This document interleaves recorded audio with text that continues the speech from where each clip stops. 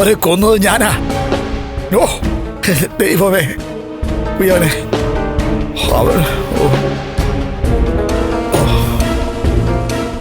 വല്ലാത്തൊരു വിധിയായി പോയല്ലോ മോളെ.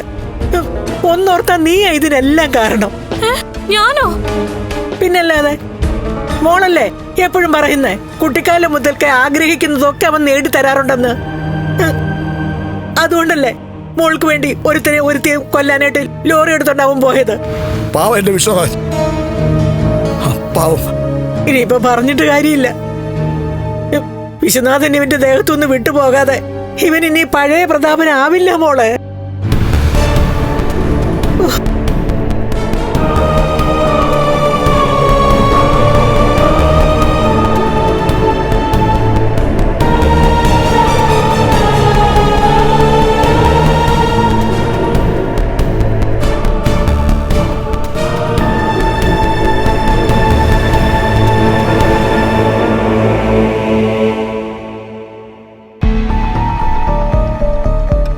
എടാ, നീയൊന്നും കഴിക്കുന്നില്ലേ മോനെ? വിശപ്പൊക്കെ ഉണ്ട്, പക്ഷേ കഴിക്കാനിരുന്ന ഒന്നും അങ്ങോട്ട് ഇറങ്ങുന്നില്ല. ഭക്ഷണത്തിന് മുന്നിലെത്തുമ്പോ വിശപ്പങ്ങ് പോവും.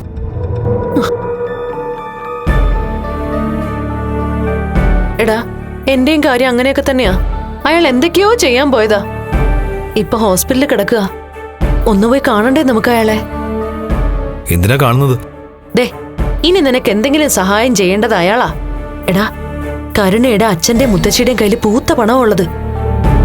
അതിനെ അവരെ പിണക്കിയിട്ട് വെറുതെ അതും കൂടെ കളയലടാ. അവളിപ്പോ എന്നെ വിട്ടു പോകുന്നുള്ള സംശയത്തിലാ ഞാൻ.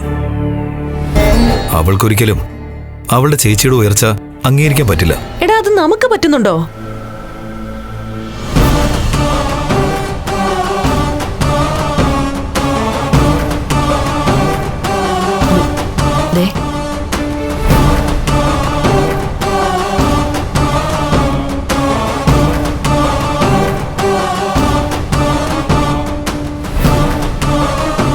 അതെ, ഇനി ഇവള് സ്ഥിരമായിട്ട് ഇവിടെ തന്നെ കാണുമോ? സ്ഥിരമായിട്ട് ഇവിടെ ഉണ്ടെങ്കിൽ എന്തെങ്കിലും പ്ലാൻ ചെയ്തിട്ടുണ്ടോ?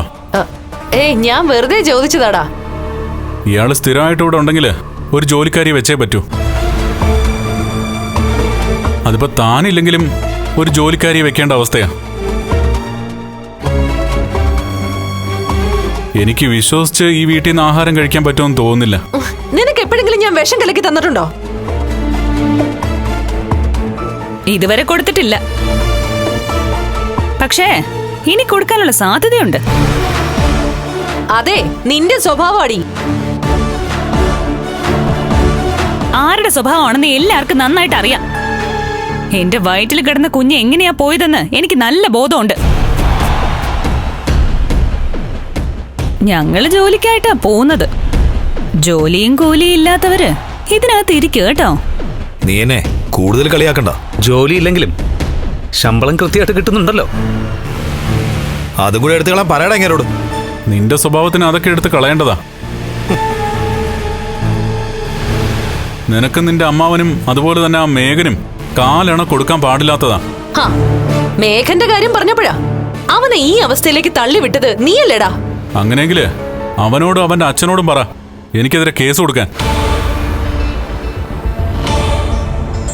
അല്ല, ഈ ആക്സിഡന്റുമായി ബന്ധപ്പെട്ട് പോലീസ് വന്നതാണല്ലോ. എന്നിട്ട് അവരൊക്കെ കണ്ടെത്താത്തത് ഇനി അമ്മ കണ്ടുപിടിക്കാൻ നിൽക്കണ്ട.